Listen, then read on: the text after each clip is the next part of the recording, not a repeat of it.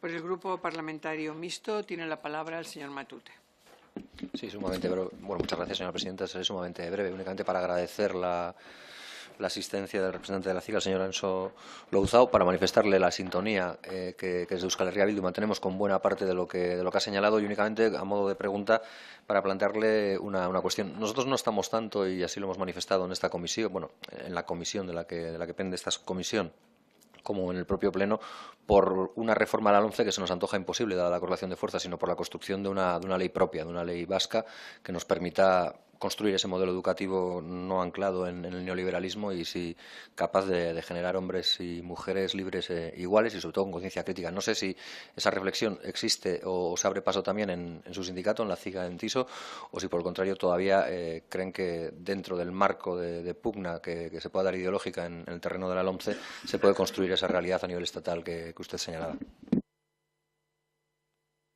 Muchísimas gracias. El parlamentario de Ciudadanos tiene la palabra el señor Gómez. Sí, muchas gracias, señora presidenta. Quería agradecer al interviniente su exposición del tema esta mañana y simplemente yo de su intervención me quedo dos temas fundamentales o dos puntos fundamentales. Luego me corregirá si me equivoco, que para ustedes son importantes, es la derogación de la LOMCE y el aumento de la inversión. Eso es lo que yo me quedo prácticamente de toda su exposición como dos puntos claves. Y quería saber también, porque he querido entenderle que estarían a favor de mayor autonomía de los centros. Quería saber si eso es así o no es así. Y también me gustaría saber qué piensa del acceso y de la movilidad del profesorado. Muchas gracias. Muchísimas gracias, señor Gómez. Federal de Unidos Podemos, En Común Podem, En Marea. El señor Bustamante tiene la palabra. Sí. Buenos días. En primer lugar, felicitar al compareciente por la intervención, agradecerle la presencia hoy aquí. Nosotros consideramos que hay posibilidad de pacto educativo con la comunidad educativa. El pacto político se antoja bastante complicado, dada la política de recorte del partido del Gobierno, del Partido Popular. Actualmente el gasto sobre el PIB es del 4,2%, el 4,1% se estima. Ha habido unos recortes tremendos que bien conocen los últimos años y hay un compromiso además del Gobierno con Europa de seguir recortando en educación hasta dejar nuestra educación en el 3,9% del PIB. En primer lugar, ¿cómo valora la posibilidad de la elaboración de una nueva ley educativa? Y estamos muy de acuerdo en que es necesario derogar la LOMCE. De hecho, había un pacto suscrito por todos los partidos de la oposición cuando el Partido Popular sacó adelante la LOMCE con la mayoría absoluta, donde nos comprometíamos a derogar la LOMCE en el momento que la correlación de fuerzas cambiara.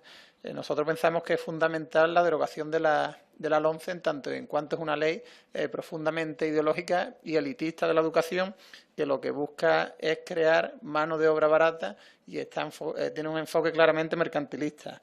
¿Crees que es posible derogar la LOMCE? Nosotros pensamos que sí, que si hay voluntad política se puede derogar la LOMCE porque la correlación de fuerzas lo permite y porque fue además compromiso del conjunto de los partidos de la oposición. En tercer lugar, nos gustaría que valoraras también o que dieras un mensaje de lo que ha significado la huelga del día 9 en relación al mensaje que se trasladaba. La convocatoria de huelga exigía la derogación de la LOMCE, la reversión de los recortes, el incremento del presupuesto dedicado a educación, la recuperación de un sistema de becas que garantice la igualdad de oportunidades, la eliminación de las contrarreformas universitarias y de las prácticas no remuneradas en formación profesional, la recuperación de plantillas, dignificación de las condiciones del profesorado, freno a la privatización, etcétera. En cuarto lugar, coincidimos y de hecho así lo llevamos en nuestro programa electoral, con la eliminación progresiva de los conciertos educativos. Pensamos que la educación debe ser 100% pública, laica, de calidad y que la educación privada concertada se debe de integrar progresivamente de forma paulatina en la red pública educativa. en relación también a las políticas recentralizadoras en materia educativa, nos gustaría que detallaras un poco más cómo se ha ido perdiendo presencia del galego en la educación en la comunidad de Galicia. Aquella frase famosa del anterior ministro de que hay que españolizar a los niños catalanes cuando se debatía la LOMCE en el Pleno del Congreso, ¿qué efecto ha tenido en el uso del gallego en el sistema educativo gallego? También me gustaría preguntarle, nosotros concebimos la educación como un derecho y pensamos que actualmente el modelo educativo español es mercantilista, está enfocado al mercado laboral y no a la práctica o al ejercicio de un derecho. También nos gustaría preguntarle cómo valora el sistema de reválida. Planteamos que es una carrera de obstáculos que lo que hace es segregar al alumnado y expulsarlo de forma temprana del sistema educativo. ¿Qué valoración hacéis desde el sindicato? ¿Qué valoración hacéis también de la participación de las familias y de la comunidad educativa en las decisiones que se toman en los centros, en los consejos escolares? ¿Qué valoración hacéis también como sindicato del modelo actual que pensamos que le trata de volver a lo básico y que deja fuera a las humanidades, a las artes y a disciplinas que nos enseñan a pensar y a ser libres? ¿Y qué planteáis como modelo educativo frente al adoctrinamiento que creo que supone que la presencia de la religión, que ya decía en la anterior comparecencia, que consideramos un derecho de las personas, la libertad de culto, pero que consideramos que no debe estar dentro del currículum y que no debe estar en la escuela? Finalmente, decir también que nuestro grupo piensa que otra educación es posible y consideramos que la máxima de ser cultos para ser libres debe ser los principios que deben guiar nuestra educación, y estamos dispuestos a trabajar codo a codo con la comunidad educativa para la elaboración para llegar a un consenso, a un pacto educativo que pueda revertir la LOMCE y que pueda dar lugar a una nueva ley educativa de consenso por parte de la comunidad educativa y de los colectivos usuarios de la educación pública. Muchas gracias. Muchísimas gracias, señor Bustamante. Por el Grupo Parlamentario Socialista tiene la palabra el señor Meijón. Moitas grazas, presidenta. Señor Louzao, benvido a esta súa casa. Y, en primer lugar, agradecerle su comparecencia en el día de hoy y de la organización que usted representa, ¿no? Coincidimos totalmente en que el marco actual de la LOMCE no puede ser el marco de partida para una nueva ley educativa, y mucho menos para un pacto educativo, porque ha sido una ley que ha deturpado profundamente el panorama de la educación en este país, ¿no? Y coincidimos también en que el pacto político, siendo para nosotros necesario, en ningún caso puede ser suficiente para ese pacto global que entendemos que, como usted decía, debe ser también social. Y por sus palabras también entiendo que usted aceptaría que ese pacto necesita ser también territorial, teniendo en cuenta la realidad plurinacional que existe en este país y su diversidad. Hay preguntas que ya han realizado otros compañeros, por lo tanto no voy a repetirlas, pero sí algunas cosas que me han quedado o que creo que necesitan una aclaración mayor. Usted comentaba de apostar por una educación 0-18 años, universal y gratuita. Yo quisiera señalar si también entiende usted que debiera ser obligatoria hasta los 18 años, o si este tema habría que dejarlo en asegurar las plazas, pero no hacerlo obligatoria hasta esa edad, porque ahí sí que existen algunas diferencias entre los propios comparecientes, ¿no? En cuanto a la red de centros, usted hablaba de la eliminación de los conciertos. Yo quería preguntarle si usted entiende que esto hay que hacerlo a la voz de ya o si debe ser un elemento progresivo y si debe ser a costa de que las unidades nuevas que se cierren sean siempre en concertados y no en públicos, o si cree que hay que hacer un plan específico para el cierre de los concertados. Y, sobre todo, una pregunta concreta, si entiende que aquellos centros de economía social deben ser tratados de igual forma que el resto de los centros, porque, por lo que he podido leer, pues puede haber alguna diferencia en este tema. En cuanto a la evaluación, además, por supuesto, de compartir que las reválidas en ningún caso puede ser un sistema a establecer en este país en cuanto a retirar la titulación del alumnado, ¿cómo enfocan ustedes la evaluación del profesorado? Porque entendemos que sí estarían de acuerdo con una evaluación diagnóstica del sistema para saber cómo está, una evaluación por supuesto sin ranking, sino para saber exactamente cómo está ese sistema y cómo buscar mejorarlo. En cuanto al currículum, me gustaría preguntarles, ya como docentes, si entienden que el currículum en este país está demasiado sobrecargado y que habría que hacer una reestructuración del currículum en la enseñanza, y si creen también que en esa autonomía de los centros, así como ahora hay una parte del currículum que organiza el Estado y otra parte de las comunidades autónomas, si creen que podría haber también una parte de ese currículum que quedara en manos de los propios centros, un porcentaje al menos de ese currículum. También, si ustedes entienden que la arquitectura general del sistema está bien articulada, por ejemplo, si el bachillerato debiera ser de 2 años, de 3 años, si hubiera que hacer, según ustedes, alguna modificación ahí. Y me gustaría también que hiciera usted alguna alusión a cómo ve usted el panorama de la formación profesional en este país y, concretamente, de la formación profesional dual. En cuanto a una realidad que usted conoce bien, y nos conocemos usted desde hace tiempo, me gustaría también que nos dijera si cree usted que en este momento se garantiza en Galicia, en concreto con el sistema lingüístico que tenemos y con los decretos que se han armado, si se garantiza que el conocimiento de las lenguas, el dominio de las lenguas autonómica y española, se asegura que sea igual al acabar la escolaridad obligatoria, o si cree usted, sin embargo, que necesitamos reforzar todavía más la enseñanza de la lengua gallega, nuestra lengua. En cuanto al profesorado, el estatuto docente, ha comentado usted por arriba las reivindicaciones, eso quedó claro, pero me gustaría saber si ustedes creen que, además de estatuto, podría estar fundamentado en un marco más amplio, que sería una ley de profesionalización docente, donde también estuviera contemplado la formación y la selección del profesorado. Y, ya que hablamos de formación, me gustaría saber si ustedes consideran que un sistema como el que se habla, aunque es verdad que se habla de forma un tanto vaga y que hay distintos modelos sobre eso, ¿qué opinan ustedes de lo que podría ser el MIR educativo? En los interinos ha comentado usted un acceso diferenciado para los interinos. Bueno, hay varios modelos que se han establecido en este país. Los que peinamos canas en esto lo sabemos. En su día hubo oposiciones restringidas, para entendernos, separadas del resto de las oposiciones libres y, por ejemplo, con la adicional de la LOE, lo que se hizo fue una oposición idéntica, pero en la que unos tenían una serie de puntuación con respecto a otros. ¿Cuál cree usted que sería el modelo para poder volver a unas ratios decentes del 5%, por ejemplo, de interinos? ¿Qué modelo ustedes estarían a favor de él, ¿no?, para poder llegar? Y, por supuesto, coincidir con usted en que efectivamente hay que dar un nuevo marco a las ciencias artísticas superiores y que hay que encaminar esta a la universidad, especialmente para que el alumnado pueda tener el grado. El resto de las preguntas ya se han hecho, por lo tanto no voy a repetir. Simplemente, de parte de nuestro grupo parlamentario, agradecerle nuevamente su presencia aquí y su intervención. Muchas gracias. Gracias, señor Meijón. Por el Grupo Parlamentario Popular tiene la palabra el señor Pérez.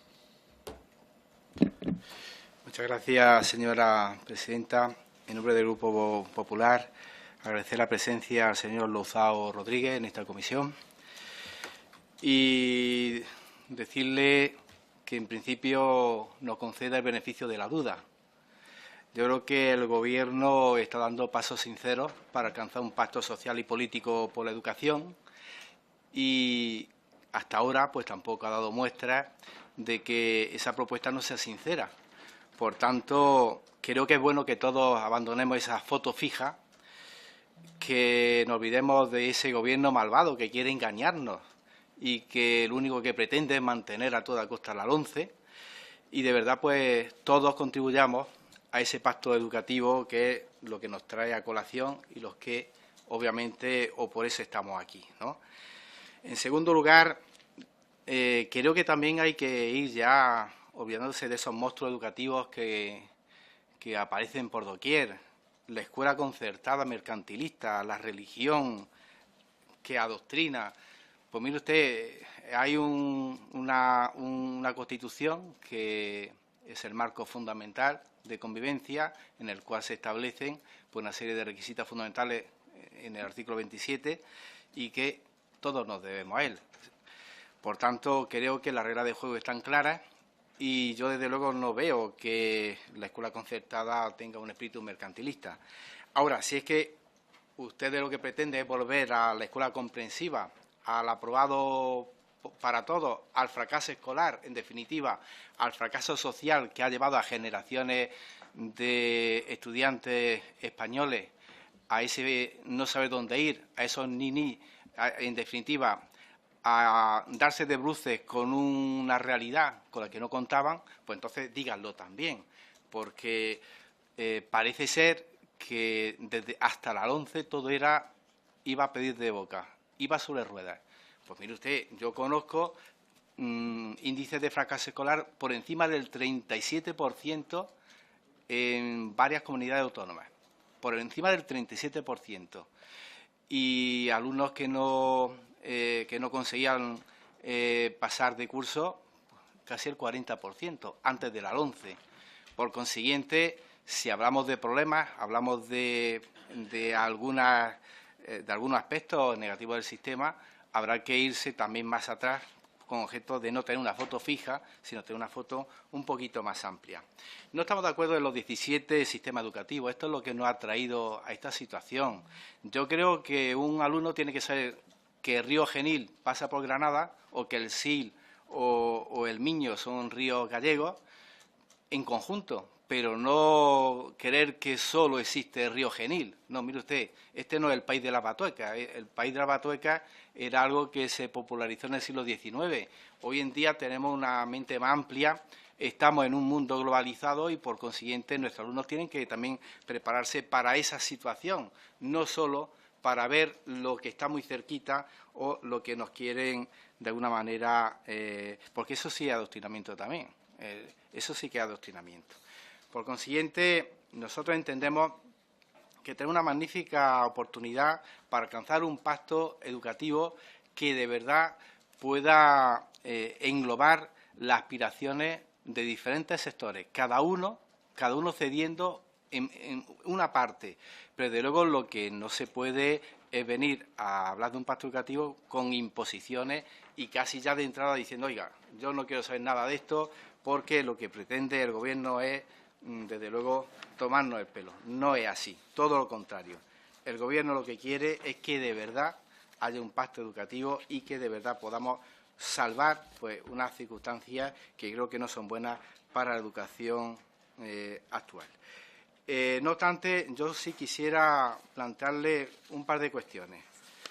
Por ejemplo, respecto al sistema, al profesorado, me gustaría plantearle cómo enfocaría usted la carrera docente, la formación inicial y permanente del profesorado, el proceso de selección de los nuevos profesores, cómo abordaríamos el problema de la interinidad y otro aspecto en el que coincidimos bastante en el tema de la burocratización del sistema, el papel de los claustros, etcétera. Pero, y por último, preguntarle también si no es bueno evaluar el sistema educativo, por lo menos saber por dónde se anda, qué hay que mejorar, cuáles son los problemas que puedan vislumbrarse. En definitiva, yo creo que no es malo desde nuestra perspectiva evaluar el sistema para mejorar. Creo que eso lo hacen todos los sistemas educativos modernos y creo que nosotros no podemos quedarnos anclados en el pasado. Nada más y muchas gracias. Muchas gracias, señor Pérez. Que me dijo que no, que prefería no intervenir y por eso no se la he dado. El señor Olóriz tiene la palabra. Sí, muchas gracias. Como he oído buena parte de su intervención, Anxo sí que parece que puede intervenir. Lo he dicho cuando estaba ausente del conjunto de la intervención. Pero me parece interesante las cosas que he escuchado y, en este caso, hacer un poco preguntas para ampliar algunos aspectos. Primero, ¿cómo considera usted que se ha tomado la comunidad educativa que ha luchado contra la LOMCE el hecho que no se haya derogado? Ya sabe usted que había votos suficientes para derogarla, pero se decidió no derogarla y abrir esta subcomisión, sin derogarla. Y, desgraciadamente, al menos yo he observado que una parte de la comunidad educativa ha salido a la calle hablando de la derogación. porque se dice que lo prometido es deuda, ¿no? Y que en la 10ª legislatura todos los grupos, menos el Partido Popular, dijeron que se derogaría cuando hubiese, digamos, la correlación de fuerzas suficiente. Es un elemento importante porque un pacto se hace con la confianza de la gente. Y si la confianza se rompe, es muy difícil volverla a rehacer. Primer elemento que me gustaría que usted me informase, ¿no?, de esto.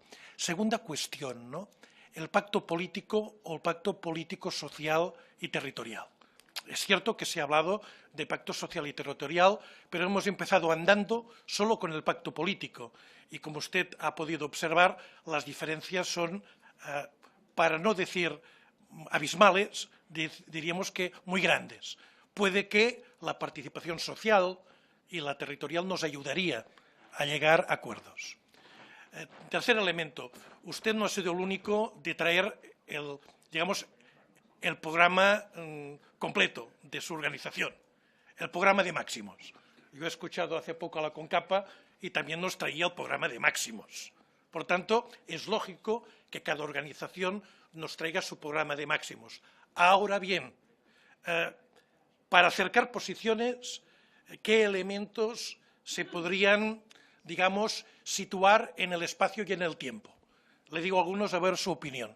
Primero, ley de bases o ley modelo LOMCE que pormenoriza todos los aspectos. Ley de bases, desarrollo en las comunidades autónomas con competencias, leyes propias en Galicia, en este caso, me gustaría que me lo comentase. Tercero, tema currículum.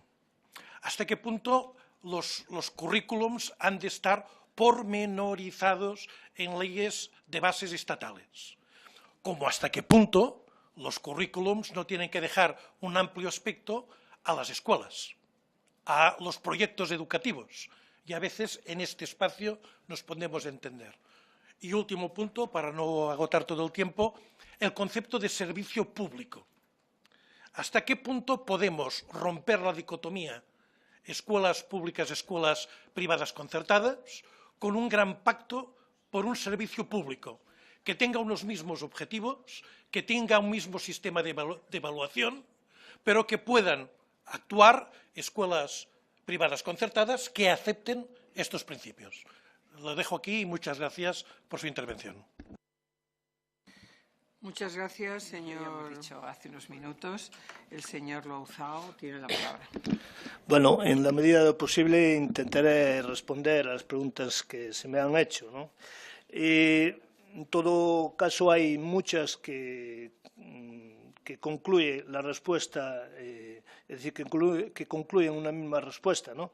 Se ha hablado, por ejemplo, empezando por el representante de Esquerra Republicana, y entonces creo que aquí aclaro ya diferentes aspectos, ¿no?, lo que tiene que ver con el pacto educativo. Nosotros, de hecho, en la intervención así era, nos parece la propuesta del pacto educativo, que en sí no encierra ninguna maldad, es evidente, pero sí cierto engaño, ¿no?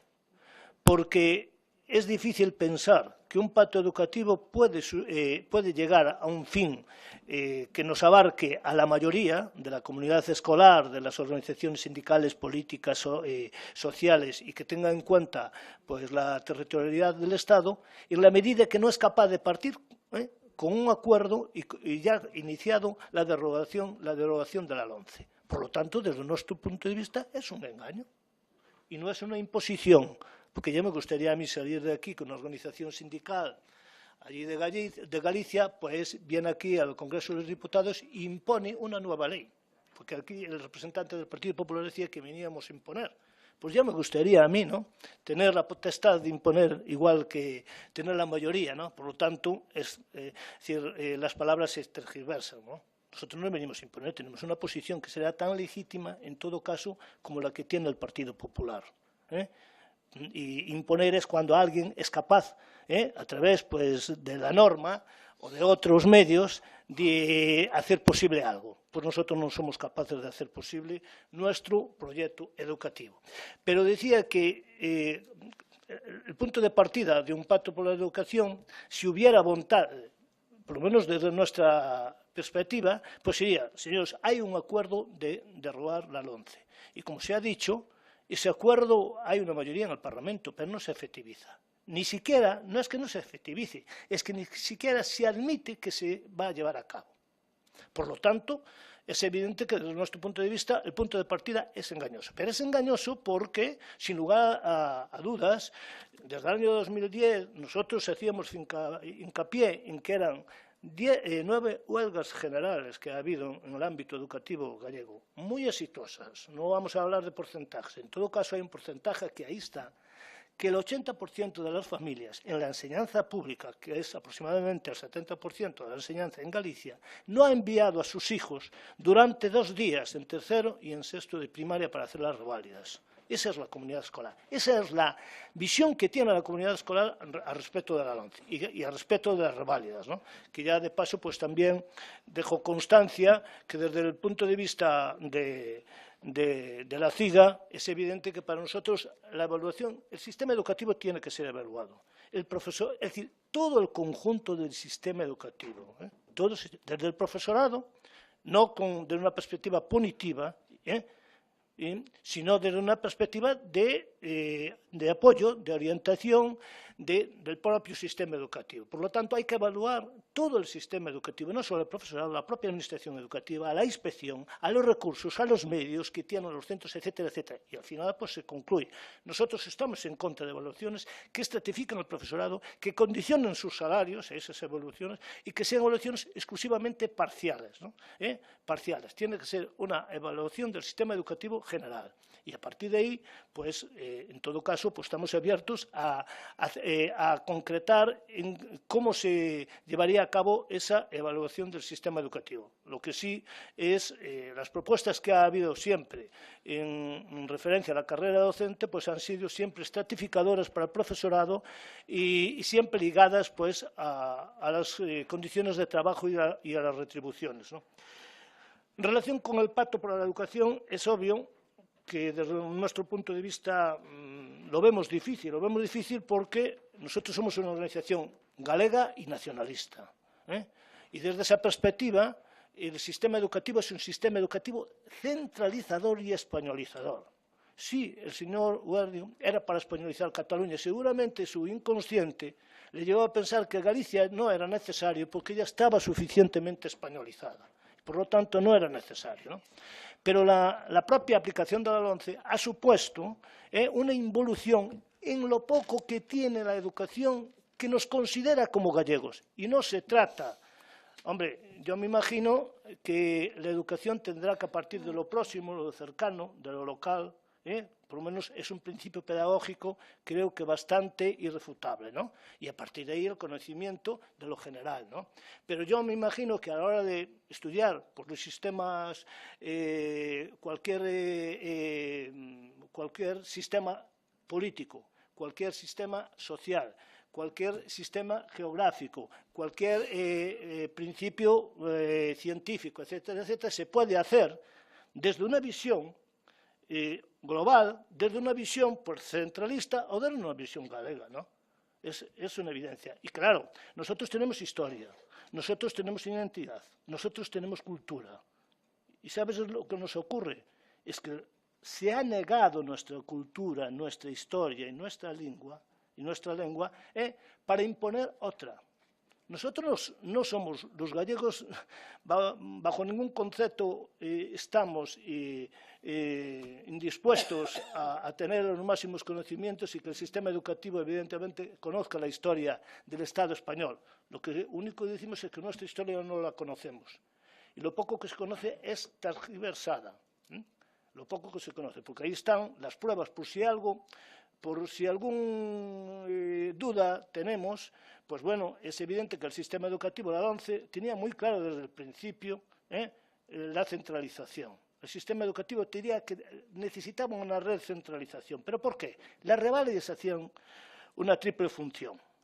Primera función, seleccionar al alumnado. Solo aquel alumnado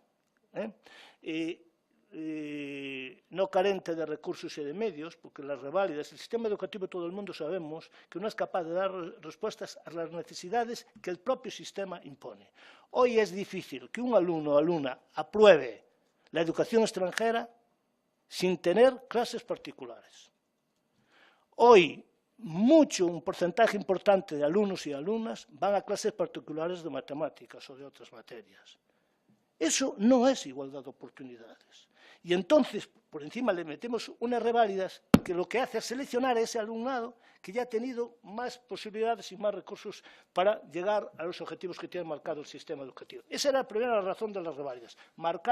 Hacer mucho más selectivo, mucho más elitista el sistema educativo y, por lo tanto, clasista. Ahondar, profundizar en esa división social que hay. Pero tenía un segundo objetivo. Era recentralizar, porque todo el alumno o alumna del Estado español tenía que pasar unas pruebas con un mismo contenido en los currículos. De hecho, la Administración se reserva la configuración de las pruebas, los criterios generales y todo. Eso era el segundo objetivo, el primero. Bueno, y el tercer objetivo era expulsar del sistema educativo, por lo menos del posobligatorio, a una parte importante del sistema educativo. Porque hay una cuestión. El fracaso escolar, primero habría que partir a qué se llama fracaso escolar, pero la propia LOMCE se ha inventado ya la formación profesional básica para que al final las estadísticas den que tiene marcado la Unión Europea, ¿no? Y al final van a dar. Se va a rebajar el fracaso escolar de aquellas personas, porque se mide que entre el alumnado que no es capaz de adquirir un título, la formación profesional va a ser un título y, por lo tanto, nos vamos a acercar seguramente a los porcentajes que tienen marcado lo que son los objetivos de la Unión Europea del año 2020, ¿no? Por lo tanto, eso en relación a las reválidas. Pero la LOMCE es la primera ley orgánica educativa que legisla sobre las lenguas propias de las naciones del Estado. Es la primera ley. Todo el mundo sabemos ya su contenido, ¿no? Por lo tanto, desde nuestra perspectiva, un pacto educativo debe partir de que hay 3 naciones, aparte de la española, en el Estado español, y que tienen derecho a tener su sistema educativo. Se puede llegar a un acuerdo, a un pacto del Estado, y decir, señores, vamos a fijar cuáles son los objetivos generales, los fines generales de la educación en el Estado español, y a partir de ahí. ¿Pero qué pasa? Se independiza Galicia porque pueda fijar cuáles son los criterios y el sistema de elecciones de los cargos directivos, y que Cataluña tenga otro y que Madrid tenga otro. ¿Pasa algo? ¿Sucede algo? Y porque los criterios, las características y la composición y las prerrogativas que tenga el Consejo Escolar pueda diferir en una o dos cuestiones respecto de Madrid, de Galicia o de Barcelona o de Cataluña. ¿Pasa algo en el Estado español? Y así podríamos seguir. Es que estamos en un Estado totalmente centralista.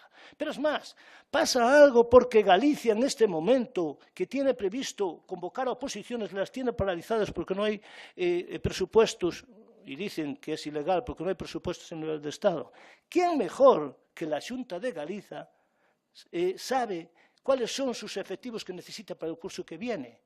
¿Acaso pasa algo porque las tasas de reposición transferidas?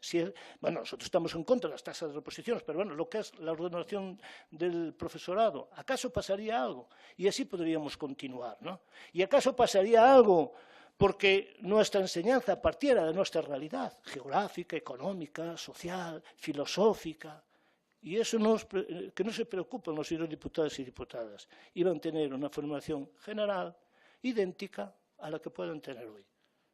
No está impedido, es decir, el sistema educativo de que parta una red. ¿O acaso el sistema educativo español es más deficitario o es mejor que el que pueda haber en Francia? Y me imagino que el de Francia también estudiará los conceptos y tendrá un conocimiento universal, ¿no? Por lo tanto, es un punto de partida diferente. Un punto de partida que tendríamos muchas cosas en común, porque a la hora de proclamar las matemáticas seguramente coincidiría Galicia con Euskadi, con Cataluña, con Madrid. A la hora de programar, pues hasta la propia historia habría diferencias, pero había coincidencias, etcétera, etcétera, y no pasaría nada. Pero eso es una concepción totalmente diferente del Estado. Es un Estado plurinacional, pluricultural y plurilingüístico. Y si aceptamos eso, tenemos que ir a legislar en ese sentido, porque podemos aceptarlo, bueno, estar de acuerdo en términos teóricos, pero a la hora de la práctica, pues, evidentemente, actuar en sentido contrario, ¿no? Bueno, en relación al acceso del profesorado, que también ha habido distintas preguntas, bueno, nosotros es una obviedad que el actual sistema tiene muchas carencias. Bueno, también me gustaría recordar una cuestión. No se han modificado los temarios de las oposiciones desde el año 91. Pero también es importante esto, porque muchas veces hablamos que nos parece que eso que estamos proponiendo cuestiones que son inalcanzables y que son nuevas, pero son nuevas porque las que hay hoy en día son muy viejas. Los ratios que hay hoy en la enseñanza,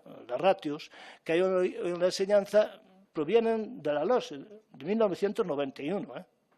No se han modificado las ratios máximas. Entonces, para que nos demos cuenta que estamos ya hablando de años, ¿no?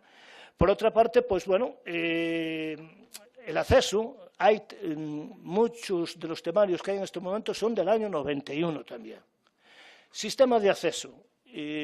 Nosotros no estamos de acuerdo bajo ningún concepto en un principio, con las propuestas que ha hecho de un MIR educativo, ¿no? Primero, hay que modificar la formación inicial. La formación inicial para nosotros, el profesorado que se va a dedicar a la enseñanza, independientemente del nivel educativo en que la ejerza, pues lo lógico es que hubiera una formación técnico-científica y después una formación pedagógica. Tendría que haber las especialidades correspondientes que hoy hay o otras con una formación técnico-científica. Y a partir de ahí, de esa formación para todos, cada uno en su especialidad, a partir de ahí habría otra formación que sería para todos aquellos que se dedican a la educación. Y después habría que mirar qué sistema, una vez la formación inicial, qué sistema de acceso se concreta para la función pública. Nosotros partimos con ese sistema. Lo que forma y capacita para la enseñanza sería la formación inicial, no es la oposición, ni hoy siquiera es la oposición. La oposición es un medio para tener un trabajo pues, definitivo, para acceder a una plaza, más lo que capacita debe ser la formación y nunca la oposición. Por otra parte, bueno, se ha preguntado sobre la formación profesional dual, ¿no? Bueno, nosotros no es un modelo que nos convenza. En otra cuestión, porque se le entrega hasta cierto punto la planificación de la formación profesional al mundo empresarial. Y decir, como ustedes saben, que son el propio empresariado, pues es el que elige, el que escoge al alumnado que va a hacer la formación dual, ¿no? Y no la administración educativa. Y, en segundo lugar, pues también traslada lo que debe ser la docencia en parte a la propia mundo empresarial cuando le corresponde pues, a los docentes, ¿no?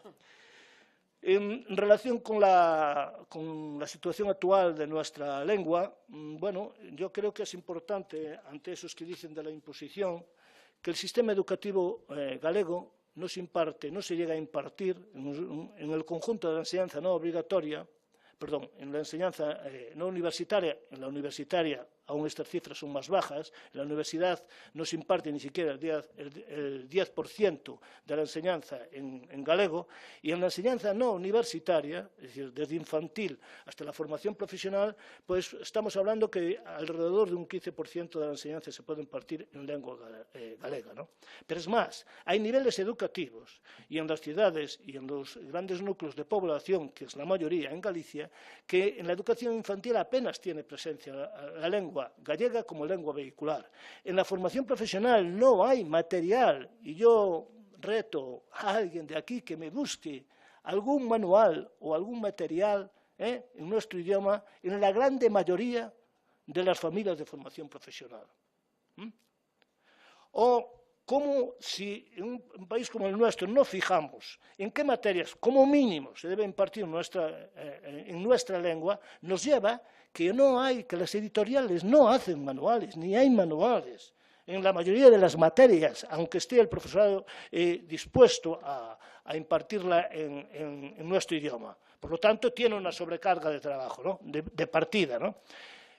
Todo eso nos lleva a que en este momento no pasa, ni mucho menos, es decir, podemos hablar alrededor de un 15% de nuestra enseñanza que se imparte en nuestro idioma. Pero es importante también, hacía referencia en mi intervención, a que la aplicación de la LOMCE ha supuesto, había un decreto de plurilingüismo, decreto que también ha concertado pues, un rechazo muy mayoritario de la mayoría de las instituciones, desde la Real Academia Galega hasta el Consejo de la Cultura, de las 3 universidades, de todos los ámbitos educativos, con una huelga general, pero a pesar de eso el Partido Popular lo ha aplicado de manera unilateral, que es la primera vez que se hace una norma en Galicia, desde la transición, que es involutiva en relación a la anterior, a pesar que había un acuerdo unánime en el Parlamento gallego de un plan de normalización lingüística del año 2004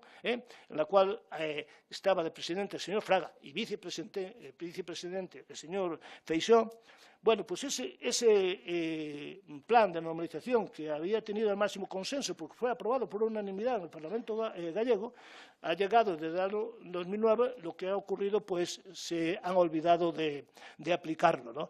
Y han creado el decreto de plurilingüismo que, en plano teórico, la enseñanza puede ser un tercio en lengua extranjera, un tercio en gallego y un tercio en español. Señor Louzao, tiene que ir terminando. Bueno, en todo caso, quiero decir que eso, que ni siquiera fija, como máximo fija un tercio en lengua gallega, se ha habido en este momento pues aún reducido con la aplicación de la LOMCE. Y decía antes que en la ESO, el gallego como lengua vehicular hoy tiene 13 horas menos que el español, una lengua que ha sido dominada y prohibida, que tiene en español en la educación, en las enseñanzas, en la modalidad de las enseñanzas académicas y 10 en las aplicadas, ¿no? Y para ir terminando, bueno, me doy cuenta que me quedan muchas cosas sin resolver. La evaluación, si he dicho algo del currículum. Bueno, el currículum, yo solo me hago una pregunta. Permítame que le diga una cuestión. Seguramente los que estamos aquí, bueno, no sé ustedes, yo, si me hacen una prueba de todo el contenido, de los objetivos y de los contenidos de la ESO, pues habrán materias que puede ser que lo tenga bastante difícil, ¿no? Es decir, que están sobrecargados, sobredimensionados, ¿eh? Por lo tanto, ya no solo de una perspectiva academicista, sino que necesita un nuevo replanteamiento y partir, como hemos dicho antes, de tener en consideración pues, la pluralidad tanto nacional como cultural del país, ¿no?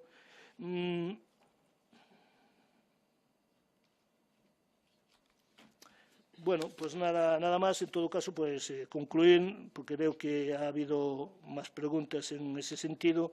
Bueno, concluir que que para nosotros el pacto tiene que partir de la derogación de la LOMCE y no vamos ahora a revisar o a analizar la LOMCE, ¿no? En todo caso, solo hacer dos cuestiones que sean, si me permite, dos cuestiones que sí me quedaban sin responder, que es conciertos educativos y religión. Yo decía que la columna vertebral del sistema educativo está fijada en el artículo 27 de la Constitución. Es una obviedad. Derecho a la religión en los centros escolares, derecho a la concertación de la enseñanza y menoscabo de las lenguas, el artículo 3, menoscabo de las lenguas propias, ¿no? Nosotros cuando decimos que solo la enseñanza pública, desde nuestro punto de vista, puede ser democrática, inclusiva, equitativa y la que puede garantizar la igualdad de condiciones, pues partimos de una cuestión. Hay escuelas de iniciativa social que son ejemplares, que por lo tanto habría que integrar en la enseñanza pública, pero no nos estamos refiriendo a esa tipo modalidad de enseñanza que es minoritaria en la enseñanza privada concertada. Lo que sí es cierto es que la enseñanza concertada para nosotros tiene que ser integrada en la enseñanza pública por lo menos como objetivo final. Esa es una obviedad que no se puede hacer para un día para mañana, pero sí se puede hacer derogar los centros que segregan derogar los conciertos que segregan al alumnado por razón de género inmediatamente. Posteriormente, dejar de concertar la enseñanza no obligatoria y, en tercer escalón, a medio plazo, habría que tener una política de poco a poco ir desmantelando la enseñanza privada concertada, porque sí que es un medio de poder, un medio de control social, y solo hay que ver los ideales de estos centros y lo hermético que es la enseñanza. Y me estoy refiriendo en términos generales. Siempre hay excepciones que confirman la regla y que son, bueno, pues a aplaudir, ¿no? Y que, por lo tanto, para nosotros es un objetivo. Sabemos que es un objetivo que hay poca coincidencia, pero pensamos que no podemos partir de que la enseñanza sea un derecho y que, por lo tanto, sea como derecho y como principio democrático y universal solamente se puede concretar siendo pública. Y en relación con la religión, bueno, nosotros pensamos que la religión tiene que ver en todo caso, con las creencias particulares, debe ser en el ámbito privado, más nunca en el ámbito curricular. Y en ese sentido, la LOMCE ha supuesto una involución muy importante. Sabemos todo el mundo que hoy cualquiera que estudie la materia de religión pues, tiene un 9 o un 10.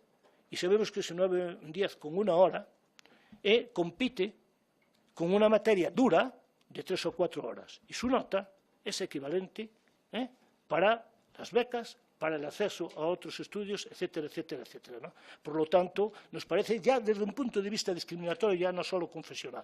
Y para terminar, evidentemente nosotros estamos por una enseñanza obligatoria gratuita de 0 a 18 años y obligatoria de 3 a 18. Es un contrasentido desde nuestro punto de vista que no se acceda al trabajo hasta los 18 años, bueno, se puede acceder hasta los 16, pero bueno, sería normal hasta los 18, y que no sea obligatoria. Otra cuestión es qué tipo de enseñanza. Por lo tanto, la pregunta es, para nosotros la enseñanza debe ser gratuita de 0 a 18 años y obligatoria de 3 a 18. Y de 3 y no de 6, porque también puede ser un elemento de discriminación si no es obligatoria. Y nada más, perdonen por alargarme y a su disposición. Muchas gracias, señor Louzao. Señorías, con la intervención del señor Louzao.